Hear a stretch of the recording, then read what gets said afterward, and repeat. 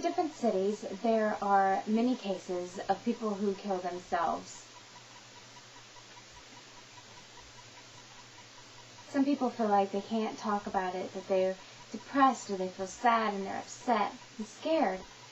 It's not easy to discuss this. About 25% of people who commit suicide never discuss anything. They've never told anybody about their issues. And people are just blown away and shocked that they will kill themselves. Many people have no clue that anything was going on. And about 85% of people, when they look at, many times they show different symptoms of depression.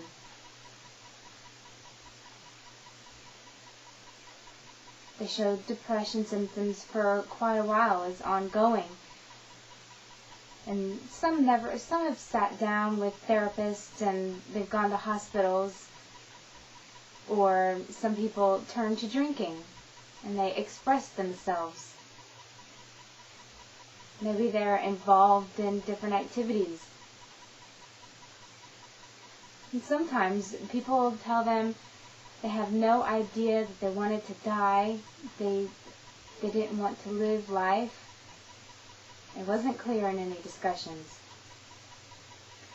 But what's the point of this? Well, what can you do?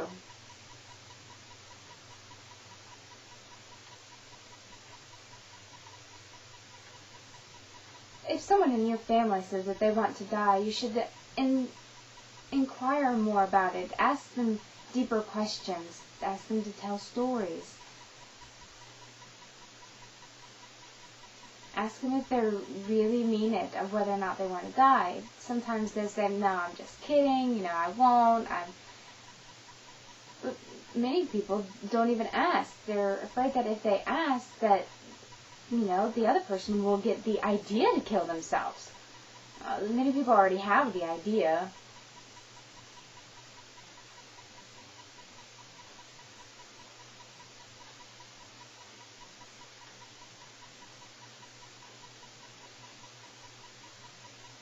If you ask and they continuously refuse to tell you anything of what's wrong, continue to ask.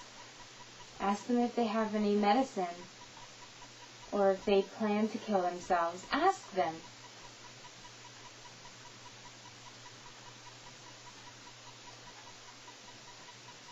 If there is a plan already in set, it's very serious. And you need to get involved and you need to ask them to go to therapy. Suggest to go with them to the hospital and to the therapy. If they continue to refuse, please be patient and tell them that you'll be confident, that they'll be in your confidence. It's a very serious situation. If you continuously hold it in, encourage them to tell somebody.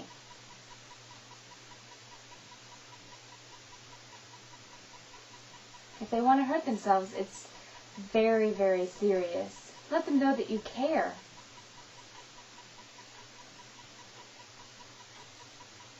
If they refuse to go to therapy, try to contact somebody. Contact them at night. It doesn't matter. Just make sure that you have contact with them. And make sure you have contact with the police.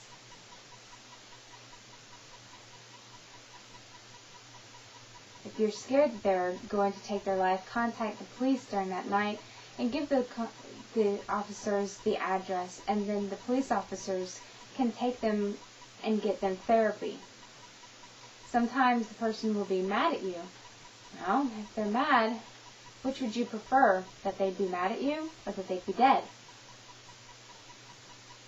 If they're mad, later in life you can resolve that issue and realize that you cared and thought they were precious.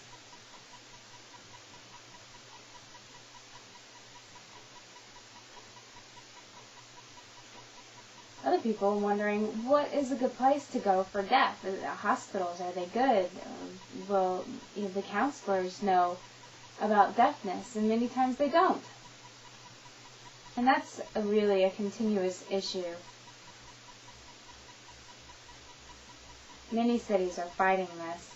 In Missouri, there's deaf people, about 1,000, that want to improve mental health.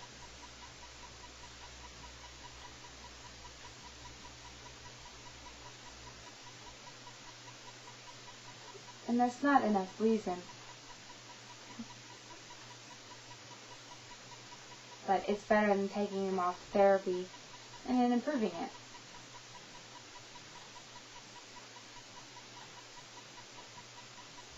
You can't prevent people from killing themselves. You can discuss with people, you can try to make them feel better, but if they want to kill themselves, they will, and it's not your fault. You really need to remember that. It's very important.